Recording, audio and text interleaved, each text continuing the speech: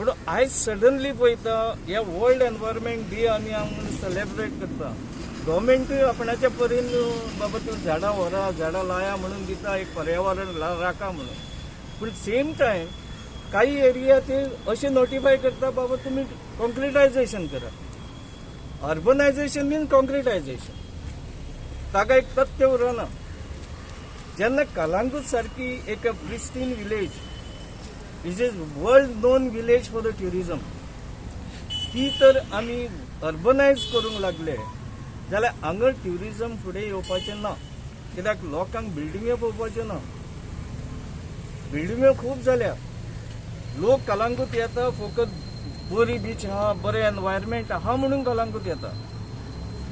आतां जर अर्बनायझेशन केलें त्याचे इम्पॅक्ट कितें जातलें? Impact will be change in village Panchayat rules.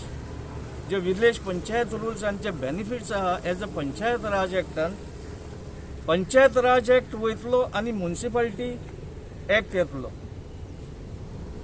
लोकांचो पावर जो आसा under Panchayat Raj act to raise the voice, to plan their own village, plan their development of the village, हो पावर लोकांचो वयतलो.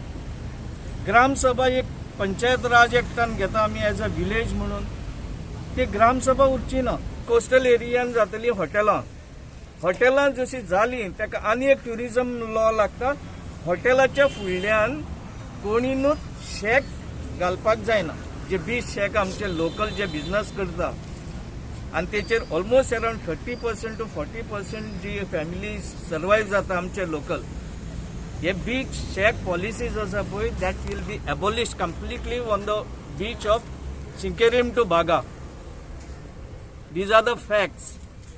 हातून लोकलांक बेनिफीट कितें आहा तें आमकां कळना. ती नोटिफाय जाली कलंगुटान तेन्नाच आमकां कळ्ळें this is the first phase and second phase yet to come, and this is the urbanization of Kalangut is the second phase of ODP 2025. and ODP 2025 जे haphazard planning जाल्लेलें आसा without applying a proper mind, आपणाक जाय तशें केल्लेलें आसा. It is a peak end choose. त्याचो effect आमी 2 वर्सां जाली पळयता. आनी हो सेकंड फेज येत तर कोरोनाची सेकंड फेज आमी कशी म्हणटा is a very deadly.